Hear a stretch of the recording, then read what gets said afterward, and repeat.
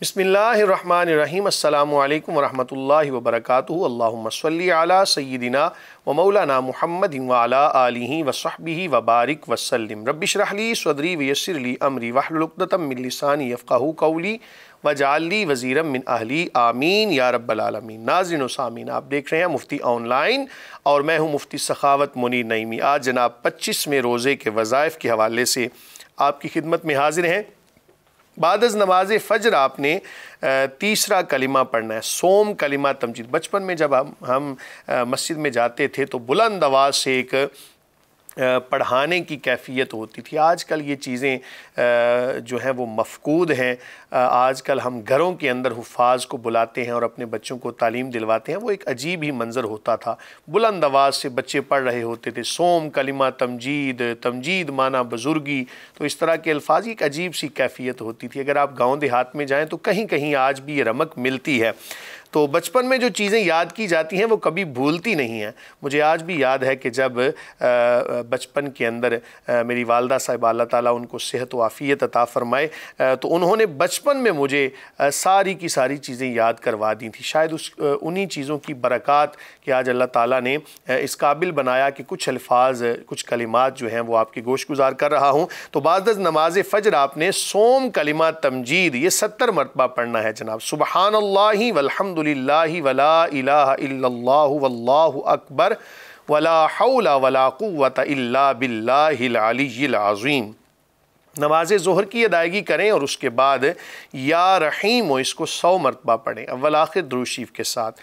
नमाज असर की अदायगी करें और या वलीयुल वाली, या वलीयुल वाली इसको आपने 100 मरतबा पढ़ना है। बादज़ नमाज मगरिब दुआए मग़फ़रत पढ़ें और इसको 25 मरतबा पढ़ें। अस्तग़फ़िरुल्लाह रब्बी मिन कुल्लि ज़ंबिन व अतूबु इलैह। नमाज इशा की अदायगी करें और सलातुल हाजात पढ़ें जनाब। सलातुल हाजात आपने कैसे पढ़नी है जनाब? 4 रकत नफल आपने पढ़ने हैं क़ज़ाए हाजत के लिए। जो भी आपके दिल में तमन्ना है, जो भी जायज़ तमन्ना होनी चाहिए। नाजायज़ चीज़ तो अल्लाह ताला की बारगाह से मांगना ही जायज़ नहीं है। और ये बात भी याद रखें कि दुआ ऐसी मांगी जाती है जो मुमकिन हो।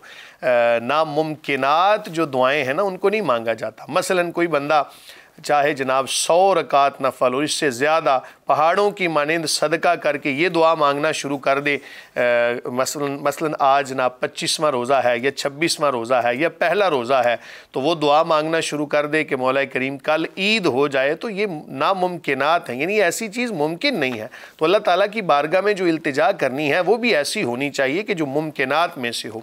कोई बंदा अगर अल्लाह ना करे ये दुआ मांगे कि मौला करीम मुझे नबी बना दे, ज़ाहिर है नबी तो इसके बाद आ नहीं सकता। तो जो भी दुआ मांगनी है ना, वो ऐसी दुआ मांगे कि जो मुमकिनात में से हो, जिसका इम्कान भी हो। बाज़ लोग कहते हैं जी अल्लाह ताला की बारगाह से हमने मांगना है तो मुमकिनात और नामुमकिनात जो हैं इसका ताल्लुक़ तो बंदों के साथ है, लेकिन जनाब कुछ अशिया ऐसी होती हैं कि जो मांगी नहीं जा सकती। तो ऐसी चीज़ ना मांगे कि जो मुहाल हो। बहरहाल जो जायज़ दुआ है उसको आप मांग सकते हैं। 4 रकत आपने नफल अदा करने हैं क़ज़ाए हाजत की नीयत से। इसके बाद आपने अपनी हाजात जो है उनको मांगना है। पहली रकत में सूरह फ़ातिहा के बाद सूरह इखलास पढ़नी है आपने, यानी सूरह फ़ातिहा पढ़ी, सुबहानक अल्लाहुम्मा व बिहम्दिका इसको पढ़ने के बाद आपने तावुज़ तस्मिया पढ़ी, सूरह फ़ातिहा पढ़ी। उसके बाद आपने सूरह इखलास को पढ़ना है। कुल हुवल्लाहु अहद। एक सहाबी हैं, नबी करीम सल्लल्लाहु अलैहि वसल्लम की बारगाह में अर्ज़ करते हैं, हुज़ूर मुझे सूरह इखलास से बड़ा प्यार है। इसी वजह से वो हर नमाज के अंदर इसकी जो तिलावत है उसको किया करते थे। तो करीम आका अलैहिस्सलातु वस्सलाम ने, बात को मुख्तसर किया मैंने, करीम आका अलैहिस्सलातु वस्सलाम ने फरमाया कि तेरी ये मोहब्बत तुझे जन्नत में लेकर जाएगी। तो सूरह इखलास पढ़नी है आपने। उसके बाद 100 मरतबा आयत करीमा आपने पढ़नी है पहली रकत के अंदर। वो आयत करीमा कौन सी है? ला इलाहा इल्ला अंत सुब्हानक इन्नी कुन्तु मिनज़ ज़ालिमीन। दूसरी रकत में सूरह फ़ातिहा पढ़नी है और सूरह इखलास पढ़ने के बाद आपने 100 मरतबा जनाब रब्बी अन्नी मस्सनियद्दुर्रु व अंत अरहमुर राहिमीन इसको पढ़ना है। 100 मरतबा पढ़ना है। तीसरी रकत में सूरह फ़ातिहा और सूरह इखलास के बाद आपने 100 मरतबा इस आयत को तिलावत करना है, इसको आपने पढ़ना है। व उफ़व्विदु अमरी इलल्लाह इन्नल्लाह बसीरुम बिल इबाद। इसके अलावा भी जब आप वजीफ़ा करें ना, कोई रमज़ानुल मुबारक के अलावा तो कहीं अगर मुश्किल वक्त आ जाए, परेशानी आ जाए, मुसीबत आ जाए, तो अल्लाह ताला के हुजूर तवज्जो करके मौला करीम व उफ़व्विदु अमरी इलल्लाह इन्नल्लाह बसीरुम बिल इबाद, कि मौला करीम मैं अपने तमाम तर मामलात को तेरे सुपुर्द करता हूँ। और जो बंदा भी अल्लाह ताला की बारगाह में अपने तमाम तर मामलात को पेश कर देता है, यकीनन वो कामयाब होता है और अल्लाह ताला इंसान को गिरने नहीं देता जब उस ज़ात के ऊपर सही मानों में तवक्कुल हो। चौथी रकत आपने पढ़नी है सूरह फातिहा और सूरह इखलास के बाद 100 मरतबा आपने इस आयत को पढ़ना है, हस्बुनल्लाहु व निअमल वकील निअमल मौला व निअमन नसीर। और नमाज़ ख़त्म करें और उसके बाद जो भी आपकी हाजत हो अल्लाह ताला की बारगाह से इल्तिजा करें। अल्लाह ताला यकीनन अता फ़रमाने वाला है, लेकिन सही मानों में तवक्कुल होना चाहिए। ऐसा तवक्कुल कि जैसा करीम आका अलैहिस्सलातु वस्सलाम ने हमें सिखाया, ऐसा भरोसा होना चाहिए कि जनाब हम सही मानों में अल्लाह ताला की ज़ात पे भरोसा करें। मौला करीम अब तेरे ऊपर हमने तमाम तर मामलात को छोड़ दिया, जैसे तू राज़ी वैसे मैं राज़ी। तो जब अल्लाह ताला की ज़ात पे तमाम तर मामलात को छोड़ दें तो फिर इसी के अंदर आफ़ियत है। कहते हैं ना, जिसे कहते हैं कि मुल पैना चाहिए। तो अगर किसी ऐसे बंदे पर आप अपनी बातों को छोड़ दें तो जनाब यकीनन आपको अजर अज़ीम मिलेगा और अल्लाह ताला की ज़ात बंदे को खाली नहीं लुटाती। एक रिवायत में आता है कि एक बंदा खाना काबा के अंदर अपने बच्चे के साथ तवाफ़ कर रहा था, तो उसने जब भी आवाज़ निकालनी लब्बैक अल्लाहुम्मा लब्बैक, तो आगे से आवाज़ आती ला लब्बैक।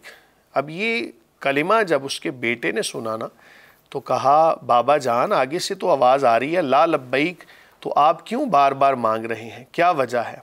उस बाप ने कहा कि बेटा तूने तो आज ये बात सुनी है, मैं कई अरसे से इस बारगाह में आ रहा हूँ और जब भी कहता हूँ लब्बैक अल्लाहुम्मा लब्बैक तो आज आगे से मुझे यही आवाज़ आती है ला लब्बैक। तो कहा बाबा छोड़ क्यों नहीं देते? कहा बेटा सिर्फ़ एक बात का जवाब दे, अगर इस दर को छोड़ दूँ तो जाऊँ कहाँ, इसके अलावा मेरा आसरा है कौन? जब ये कलिमात उसकी ज़ुबान से निकले, तवक्कुल की इंतहा हुई, अपनी आजिज़ी का इजहार किया, तो जवाब आया कि ऐ बंदे तेरी इस हाज़री को भी कबूल कर लिया और इससे पहले जितनी तेरी हाज़रियाँ थीं सबको कबूल कर लिया और तेरे गुनाहों को भी बख्श दिया। अब आप इससे अंदाज़ा करें कि हम एक मरतबा मांगते हैं, 2 मरतबा मांगते हैं, हमें नहीं मिलता तो हम दिल बर्दाश्ता हो के मांगना छोड़ देते हैं। हज़रत शेख अब्दुल कादिर जीलानी अलैहिर्रहमा अपनी किताब के अंदर एक वाक़या का ज़िक्र करते हैं। आप फरमाते हैं कि एक मस्खरे का मतलब होता है मजाक करने वाला, एक बादशाह के दरबार में 360 दिन तक जाता रहा, हर दिन नया मस्खरा सुनाता, आखिरकार वो मुराद को पहुंच गया। अब ये हिकायत बयान करने के बाद फरमाते हैं कि वो मस्खरा था, रोज़ाना नई बात सुनाता, एक ना एक दिन उसे बादशाह के दरबार से इनाम मिल गया।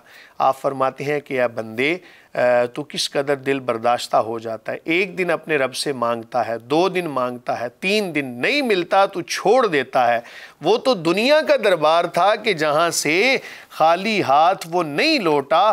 तो ए बंदे तू तो उस बादशाहों के बादशाह के दरबार में जाता है कि जिसने तमाम कायनात को तख्लीक फरमाया। तो एक दिन मांगता है, 2 दिन उसके बाद छोड़ देता है।